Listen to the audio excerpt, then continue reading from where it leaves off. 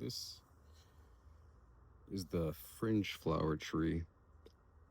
I talked about it a few dozen posts back, maybe a little bit more than that. But my son was climbing the tree. It's a very pretty tree. I like it. Very pretty. These flowers that come out. It looks like Renaissance paintings. I'll get into that later, but it's a very pretty flower, and I did a lot of research on it. But I didn't know about its properties. So after my son climbed it and the branch broke off, it looked like this. There's a huge branch. This is part of it. See, it's split from the tree like this. Um, well, when I was basically pruning that tree to make it look nice again, try to save it, it was, I noticed how elastic and strong this stuff is. Like, it's crazy strong. It reminds me of dogwood, ironwood, but it still has, like, I say dogwood because it still has its elasticity.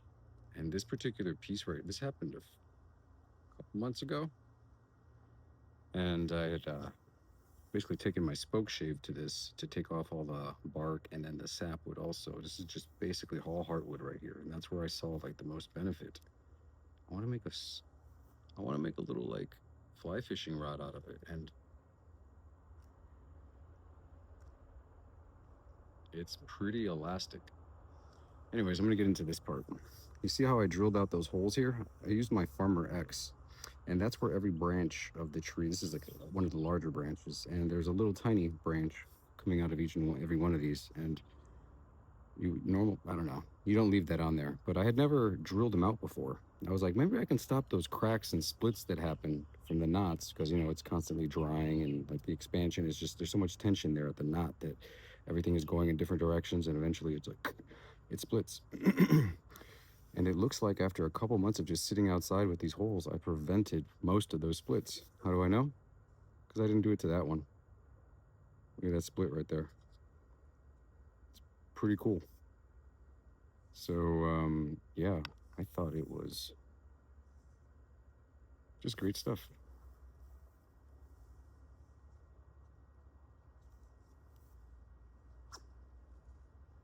I'm a dork. Sorry, I had to do that. When I profiled this with my spoke shave, like the motions, it was just like a spoke shave is, the motion is like this, right? So I'm sitting there like, and it reminded me of one of those like Japanese like katana sharpeners. Like, you see them with the whetstone, and so I guess the profile did come out like a little bit of a sword, but that wasn't the intent.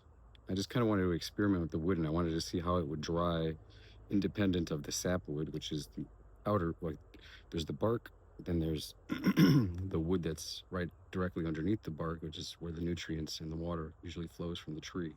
That's the sapwood, the life part. And then there's this heartwood, which is really, I don't know, it's at the heart of the wood. You see its real properties, I guess.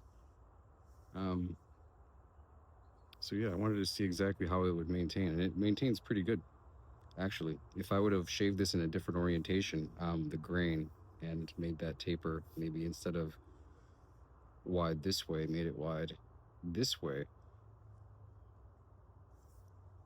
I could have potentially made something else.